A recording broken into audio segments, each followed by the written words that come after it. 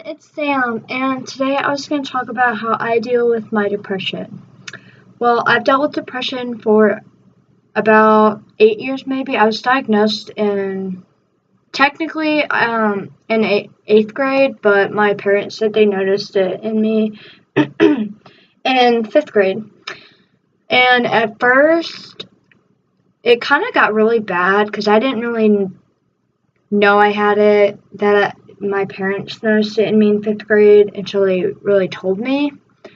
But it got pretty bad in sixth and seventh grade because I was bullied really badly in middle school. And I remember in eighth grade it got even worse because I had changed like the things that I was doing wrong in sixth and seventh grade that created a bad image on me. But it just kept getting worse.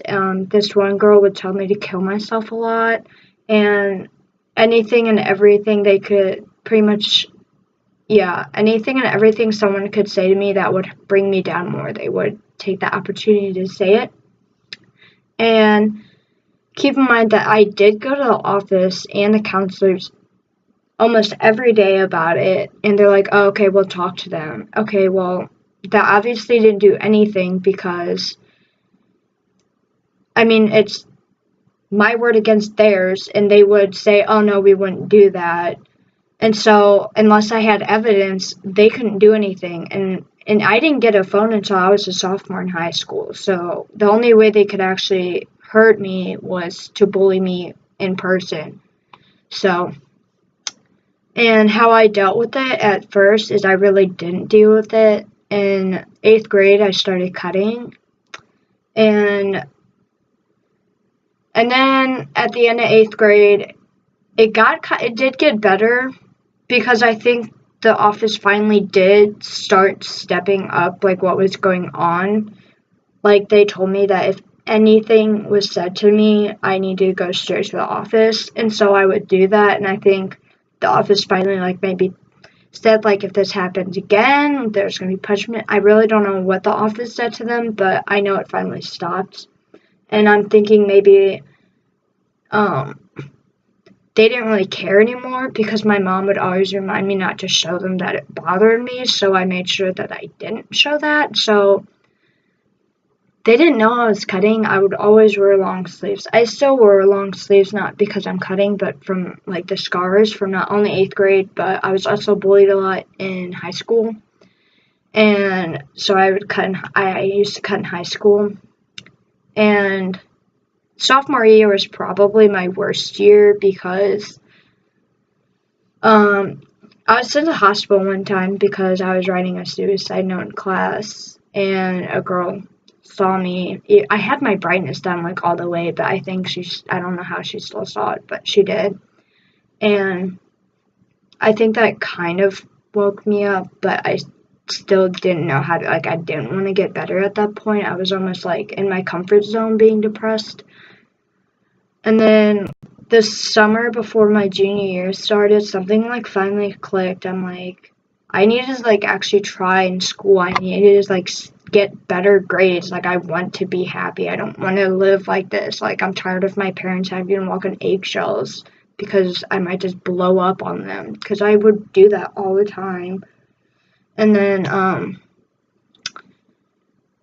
junior year was a lot better for me, not necessarily with the bullying, like it still happened, but I was able to deal with it in a better way. I can't say that I didn't stop cutting, but I didn't cut as much. And at that point, I did have a phone, and so whatever was texted to me, I had proof that it happened, or whatever was like commented on a photo, I had proof that I could show the office, so they were able to do more for me at Kennedy. And then it's so hot in my room. I don't even know why. It's probably because I opened my shade so it'd be brighter, but now the sun's coming in and it's like really hot. But it's either this or a really bad camera. Like this is pretty much as good as my camera will get on this computer right now. But I don't really have money to get like a really nice camera because I'm gonna be a freshman in college. I don't need to be spending money on a really nice camera. But back to the point. After my junior year, I had my summer before senior year, and I got a job. I was so excited. I'm still working at that job. I'm actually working full-time at this job. It's the best job that I've had 2 jobs so far. The job before, I loved it. I was only 15 and 16 years old when I had that job, so I wasn't really quite mature enough to be having a job. I didn't, like, when I actually matured and, like, finally realized why am I hanging out with these girls that are being mean, that's kind of, like, when I matured. I matured a lot in my junior year. And so, yeah, so I'm working full-time at this job, and I love it. I work at a daycare, so I love the kids, I love the staff, everyone there is there to, like, help everyone. Like, obviously we have our issues, like, we've had a little bit of drama this last week, but it's just one worker that everyone's having issues with, so. But other than that, I'm honestly probably going to cry when I have to go to college and leave it, because it's, like, such a comfort knowing that I'm going to a place where people know me, I know them, and they actually asked to hire me after I did my service hours there. So, and I realized that having a job actually helped me deal with my depression, because normally, like, sophomore year, junior year, I would go home, do my homework, and be done, and then I would just kind of, like, sit there and think about everything bad that happened. And then having this job, especially throughout the school year for my senior year, I was able to go to school, and then whatever happened at school, I'd forget about it, because I would go straight to my job after school, and then after work, I wouldn't even remember what I was upset about, because I was so focused on my working with the kids, and they would make everything so much better. Like, I can't believe sophomore year I didn't like kids. Like, I was not a fan of kids, and now I, like, did a total 180, and I love kids. I can't wait to have kids, but I'm gonna have them when I'm ready. So, I've had to go to a lot of counseling, though, and that's okay. Like, going to counseling with having depression is something that you should do if you have depression, because it's a way for you to talk out what's going on. There are a lot of issues that people with depression have that they don't even realize that they have, because they feel sad, but they don't know why they're sad. And going to counseling is a way for them to explore that and understand and fix that. And I've learned so many coping skills.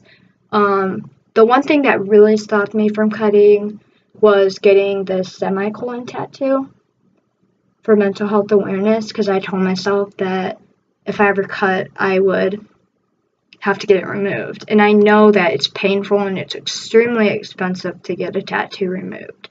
So that's been one of the biggest things to keep me from going back to my old ways. And I've learned to open up to my parents. Like, when there was all this drama going on, like, one of my coworkers just totally belittled me and called me out, like, called me names and texted me and just said a whole bunch of mean things. And the other night, I did want to cut. I wanted to just release that pain that I was, like, feeling. Like, I felt so belittled and angry, and I wanted to resort to my old ways. But I said, no, I'm not going to do that. It's not worth my time. So I just went to my parents' room at 1 o'clock in the morning, and I just cried. And I told them what was going on, and they understood. And that's what parents are for. Like, if you have to go to your parents at 1 in the morning, I think they would rather you do that than be up at 1 in the morning cutting yourself, with them knowing that they could have helped you. So, opening up to my parents was one of the biggest ways that I deal with my depression. And a lot of the times, I kind of forget that I have it, because I really don't. And, like, with a combination of medication and counseling, I really don't have symptoms of it anymore. I mean, obviously I get down sometimes, but it's not depression. Like, mine was really bad. I was suicidal, cutting myself, overdosing. I was doing anything to harm myself. And I don't even really think about cutting unless it's like super, like what happened the other night, which is kind of, for me personally, was kind of a dumb reason to want to cut myself, which is why I talked to my parents, because I know I would have regretted to cut myself over someone that is like that. There's no reason for me to cut over her. So that's just some of the ways that I deal with my depression. And if you have any more questions, you're more than welcome to ask down in the comments section, and I'd be more than happy to answer you. I actually have back here like a coping plan, and then I think I have a huge list over here of just coping tools. So I look at that sometimes, even when I'm just bored, to do something. Because I know personally when I sit there and think, that's when it gets bad. So I like to be the person that's moving and doing things a lot, unless I'm sleeping, which I like to do a lot on the weekends. Because working a full-time job isn't always easy, and especially when you're dealing with kids, because they are crazy and they have lots of energy that you wish you had. So that is how I cope / deal with my depression. And if you have depression and you don't really know how to cope with it, I really hope this video helps you, and I'm wishing you the best of luck. I'm rooting for you, and I really hope you get better soon. And if you have any suggestions or any other ideas that I didn't mention, you're more than welcome to say those as well.